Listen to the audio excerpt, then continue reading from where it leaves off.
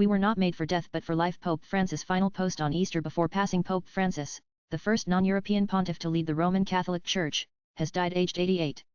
The pontiff, who had a chronic lung condition and had part of one lung removed in his youth, was suffering from 2 respiratory crises. The Argentinian Pope charmed the world with his humble style and concern for the poor and marginalized people. His stance on LGBTQ communities, capitalism, and climate change gained widespread attention but earned the ire of conservatives, including members of U.S. President Donald Trump's administration. Francis made his last public appearance on Easter Sunday, a day before his death, to bless thousands of people in St. Peter's Square, drawing wild cheers and applause. Before this, he held a private meeting with U.S. President J.D. Vance, who was visiting Italy with his family for the weekend. Follow live updates. Harinanan. Before his unfortunate passing, Pope Francis had a final message for the world on Easter Day, reminding the people of the essence of life, freedom, and peace. His final tweet read, "Christ is risen. These words capture the entire meaning of our existence, for we were not made for death but for life. Christ is risen. These words capture the entire meaning of our existence, for we were not made for death but for life." Easter. https t.cos8d204wcfv Apostolicus Seds Vacans Pontifex April 20, 2025. His message echoed his Easter address earlier in the day during his appearance at St. Peter's Square, where thousands of people cheered in applause after seeing him in a Pope mobile for the first time since his double pneumonia.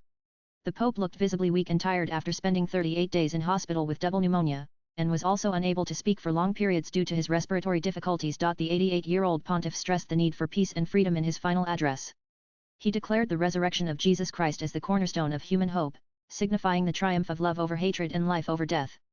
He called for a renewed sense of trust, not in God but also each other. The Vatican also released the text of the Pope's Easter Sunday message, where Francis appealed for an end to conflicts across the world, particularly in Gaza.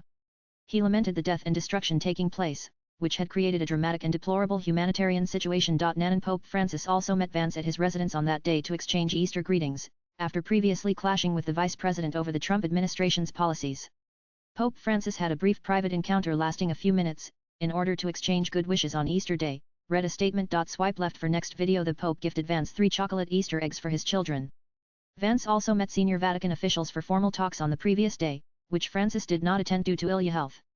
The Pope and Vatican officials have criticized several of the policies introduced by Trump, including his plans to deport millions of migrants from the U.S. After the Pope's passing, Vance said, "I just learned of the passing of Pope Francis. My heart goes out to the millions of Christians all over the world who loved him. I was happy to see him yesterday, though he was obviously very ill. But I'll always remember him for the below homily he gave in the very early days of COVID.